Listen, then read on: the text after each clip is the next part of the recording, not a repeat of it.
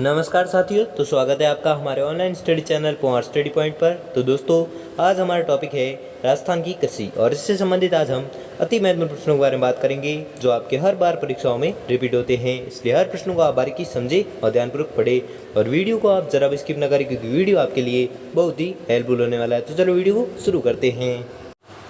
तो आपका पहला सवाल है कि क्षेत्रफल की दृष्टि से राजस्थान का सबसे बड़ा कृषि जलवायु खंड कौन सा है? तो आपको याद रखना है वह है शुष्क पश्चिमी मैदानी खंड। ठीक है, शुष्क पश्चिमी मैदानी खंड है जो क्षेत्रफल की दृष्टि से राजस्थान का सबसे बड़ा कृषि जलवायु खंड है। और यह प्रश्न पूछा गया था लाइब्रेरी ने एग्जाम 2016 और पटवारी परीक्षा 2016 में पूछा गया था। और ये वेरी मोस्ट इंपोर्टेंट क्वेश्चन है, बहुत बार पूछा गया है कि क्षेत्रफल की दृष्टि से राजस्थान का सबसे बड़ा कृषि जलवायु खंड कौन सा है? तो आपको याद रखना है वह है शुष्क पश्चिमी मैदानी खंड। अगला देखते हैं कि राष्ट्रीय बीजीय मसाला अनुसंधान केंद्र स्थित है। तो आपको याद रखना है यह स्थित है तिबिजी में। और तिबिजी कहाँ पर है? अजमेर में। ठीक है, प्रश्न क्या है कि राष्ट्रीय बीजीय मसाला, ठीक है, राष्ट्रीय बीजीय मसाला अनुसंधान केंद्र स्थित है। तो कहाँ पर स्थित है? बीजीए, जो कहाँ पर है? अजमेर में। ठीक है, कौन सा अनुसंधान केंद्र है? राष्ट्रीय बीजीय मसाला अनुसंधान केंद्र। ठीक है, और यह पूछा गया था पटवारी परीक्षा 2013 और junior assistant paper first exam 2016 में पूछा गया था प्रश्न। ठीक है, तो आपको याद रखना है। अगला सवाल देखते हैं कि राष्ट्रीय सरसों अनुसंधान केंद्र स्थित है। तो आपको याद रखना है यह स्थित है सेवर में। ठीक है, राष्ट्रीय सरसों अनुसंधान केंद्र जो है यह स्थित है अपने सेवर में स्थित है। ठीक है, और यह आरपीएससी एलडीसी परीक्षा 2013 में पूछा गया था कि राष्ट्रीय सरसों अनुसंधान केंद्र कहाँ पर स्थित है? तो आपको याद रखना है सेवर में स्थित है। और वेरी मोस्ट इंपोर्टेंट क्वेश्चन है, आपको याद रखना है। ठीक है, अगला सवाल देखते हैं। अगला सवाल है कि कृषि गणना 2015-16 के अनुसार राजस्थान में जोतों का औसत आकार है। तो औसत आकार कितना है? 2.73 हेक्टेयर। ठीक है, 2.73 हेक्टेयर है जो कृषि गणना 2015-16 के अनुसार राजस्थान में जोतों का आकार है। औसत आकार कितना है? 2.73 हेक्टेयर। और किसके अनुसार है? 2015 से 16 के अनुसार यह औसत आकार है। ठीक है, अगला सवाल देखते हैं कि राजस्थान में 2017-18 में खाद्यान्नों का उत्पादन था। तो क्या था? कितना था? तो 221.30 लाख टन। ठीक है, 221.30 लाख टन था जो 2017-18 में खाद्यान्नों का उत्पादन था। कितना? 221.30 लाख टन। अगला सवाल है कि राजस्थान कृषि ऋण माफी योजना 2019 में किसानों के अधिकतम किस राशि तक के कृषि ऋण माफ़ किए जाएंगे? तो आपको याद रखना है यह किए जाएंगे 2 लाख रुपए। ठीक है, तो प्रश्न क्या है कि राजस्थान कृषि ऋण माफ़ी योजना, ठीक है, राष्ट्रीय राजस्थान कृषि ऋण माफ़ी योजना 2019 में किसानों के अधिकतम किस राशि तक के कृषि ऋण है जो माफ़ किए जाएंगे, जो 2019 चला गया है। ठीक है, और किए भी गए थे, 2 लाख रुपए माफ़ किए गए थे। ठीक है, किसके अनुसार? राजस्थान कृषि ऋण माफ़ी योजना के अनुसार। ठीक है, अगला सवाल है कि निम्न में से किस फसल के लिए सर्वाधिक जल की आवश्यकता होती है? तो आपको याद रखना है यह है चावल। ठीक है, चावल फसल है जिसके उत्पादन के लिए सर्वाधिक जल की आवश्यकता होती है। और वेरी मोस्ट इंपोर्टेंट क्वेश्चन है, बहुत सारे एग्जाम पूछा गया है कि किस फसल के लिए सर्वाधिक जल की आवश्यकता होती है? तो आपको याद रखना है वह है चावल। ठीक है, चावल फसल के लिए सर्वाधिक जल की आवश्यकता होती है। अगला सवाल है कि एशिया का सबसे बड़ा कृषि फार्म कहाँ पर स्थित है? और वेरी मोस्ट इंपोर्टेंट क्वेश्चन है ये कि एशिया का सबसे बड़ा कृषि फार्म कहाँ पर स्थित है? तो आपको याद रखना है यह है सूरतगढ़ में। ठीक है, और सूरतगढ़ कहाँ पर है? गंगानगर में। ठीक है, सूरतगढ़ गंगानगर में है एशिया का सबसे बड़ा कृषि फार्म। ठीक है, कहाँ पर? सूरतगढ़ में। और सूरतगढ़ कहाँ पर है? गंगानगर में। अगला सवाल है कि राज्य में बंजर व व्यर्थ भूमि का सर्वाधिक क्षेत्र किस जिले में है? तो आपको याद रखना है वह है जैसलमेर जिले में। ठीक है, जैसलमेर जिले में बंजर एवं व्यर्थ भूमि का सर्वाधिक क्षेत्र है। किस जिले में? जैसलमेर जिले में। अगला सवाल है कि राज्य में सर्वाधिक मात्रा में उत्पादित होने वाली फसल कौन सी है? तो आपको याद रखना है वह फसल है गेहूँ। ठीक है, गेहूँ वह फसल है जो सर्वाधिक मात्रा में उत्पादित होने वाली फसल है। कौन सी? गेहूँ। अगला सवाल देखते हैं कि भूरी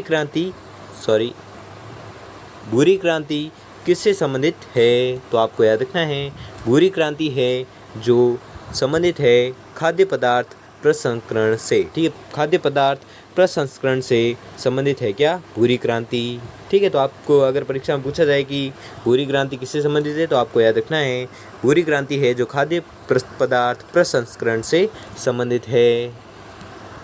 अगला सवाल देखते हैं कि राजस्थान में राष्ट्रीय खाद्य सुरक्षा मिशन में किन फसलों को सम्मिलित किया गया? तो आपको याद रखना है यह किया गया था गेहूँ, दाल, मोटे अनाज और व्यापारिक फसलों को। ठीक है, गेहूँ, दाल, मोटे अनाज और व्यापारिक फसलों को है जो राष्ट्रीय खाद्य सुरक्षा मिशन में शामिल किया गया था।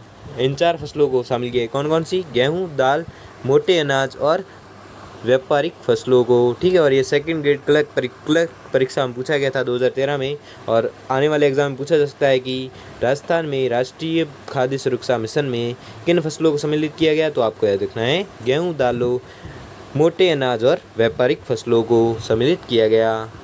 अगला सवाल देखते हैं कि काजरी शोध संस्थान कहाँ पर है? काजरी शोध संस्थान है जो कहाँ पर स्थित है? तो आपको याद रखना है यह है जोधपुर में। ठीक है, जोधपुर में क्या है? तो आपको याद रखना है काजरी शोध संस्थान है जो स्थित है कहाँ पर? जोधपुर में। अगला सवाल देखते हैं कि लाठी सीरीज क्षेत्र है जो किस जिले में है? लाठी सीरीज क्षेत्र है जो किस जिले में है? तो आपको याद रखना है यह स्थित है जैसलमेर जिले में। ठीक है, जैसलमेर जिले में लाठी सीरीज क्षेत्र है। किस जिले में? जैसलमेर में। अगला सवाल है कि राष्ट्रीय कृषि विकास योजना के अंतर्गत राजस्थान को केंद्रीय सहायता के रूप में भारत सरकार के प्रतिशत योगदान को बताइए। प्रश्न क्या है कि राष्ट्रीय कृषि विकास योजना के अंतर्गत राजस्थान को केंद्रीय सहायता के रूप में भारत सरकार के कितने प्रतिशत योगदान है जो बताइए। ठीक है, भारत सरकार के प्रतिशत योगदान को बताइए। तो कितने प्रतिशत है?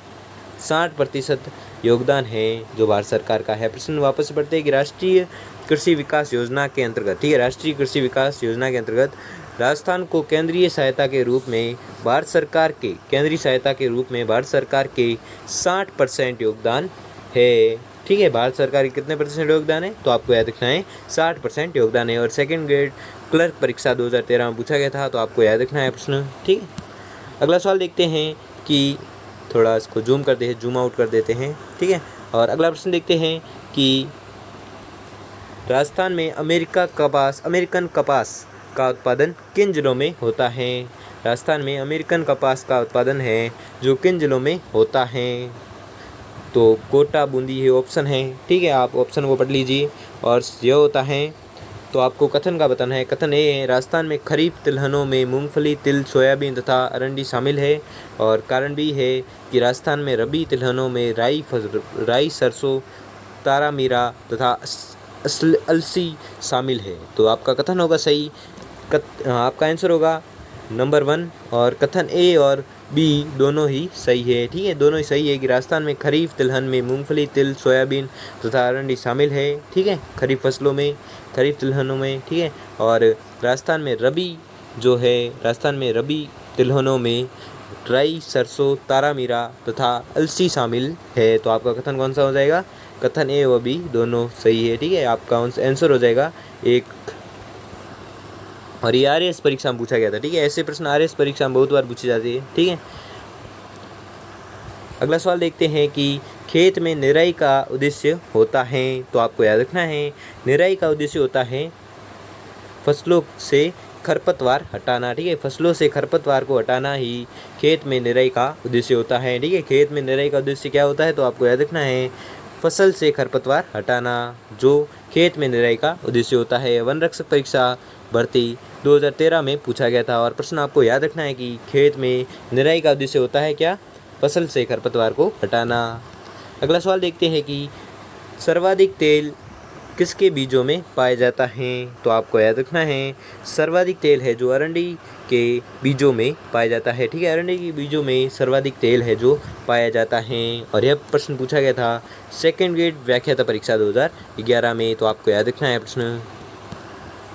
अगला सवाल देखते हैं कि झूमिंग कृषि प्रणाली मुख्यतः अपनाई जाती है, तो कहाँ पर अपनाई जाती है? मणिपुर है मेघालय में। ठीक है, मणिपुर और मेघालय में है जो झूमिंग कृषि प्रणाली मुख्यतः अपनाई जाती है। तो मुख्यतः कहाँ कहाँ अपनाई जाती है? एक है मणिपुर और एक है मेघालय। ठीक है, इन दोनों राज्य में झूमिंग कृषि है जो अपनाई जाती है। और ये सेकंड ग्रेड व्याख्याता परीक्षा 2010 में पूछा गया था प्रश्न कि झूमिंग कृषि प्रणाली है जो मुख्यतः कहाँ पर अपनाई जाती है? तो मणिपुर और मेघालय में अपनाई जाती है। अगला सवाल है कि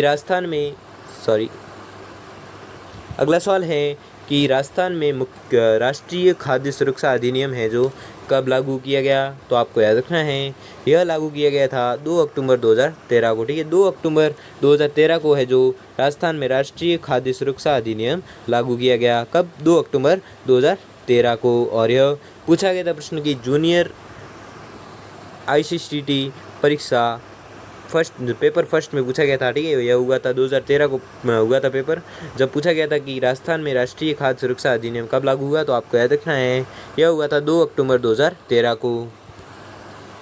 अगला सवाल है कि निम्नलिखित में से कौन सी फसलों का समूह नकद फसलों की श्रेणी में आता है? निम्नलिखित में से कौन सी फसल है जिनका समूह है नकद फसलों की श्रेणी में आता है? तो आपको याद रखना है वह फसलें हैं कपास, गन्ना और रतनजोत। ठीक है, कपास, गन्ना और रतनजोत ऐसी फसलें हैं जिनका समूह नकद फसलों की श्रेणी में आता है। किनका? कपास, गन्ना और रतनजोत का। और यह पूछा गया था प्रश्न RPC LDC परीक्षा 2013 में। ठीक है, RPC LDC परीक्षा 2013 में RPC में पूछा गया था और LDC परीक्षा में पूछा गया था, दोनों में पूछा गया था। और ये वेरी मोस्ट इंपॉर्टेंट क्वेश्चन है कि कौन सी फसलों का समूह नकद फसलों की श्रेणी में आता है? तो आपको याद रखना है यह आता है कपास, गन्ना और रतनजोत में। अगला और अंतिम सवाल की बात करें तो अगला सवाल है कि हरी भावरी कृषि का रूप किस जनजाति में प्रचलित है? वेरी मोस्ट इंपॉर्टेंट क्वेश्चन है, वेरी मोस्ट इंपॉर्टेंट क्वेश्चन है कि हरी भावरी कृषि का रूप है जो किस जनजाति में प्रचलित है? तो आपको याद रखना है यह प्रचलित है गरासिया जनजाति में। ठीक है, गरासिया जनजाति में हरी भावरी कृषि का रूप प्रचलित है। ठीक है, तो दोस्तों आपको वीडियो कैसा लगा हमें कमेंट बॉक्स में कमेंट करके ज़रूर बताएं। और अगर आपको वीडियो अच्छा लगा हो या आपके लिए थोड़ा सा भी हेल्पफुल साबित हुआ तो वीडियो को लाइक और चैनल को सब्सक्राइब कर लीजिए। धन्यवाद।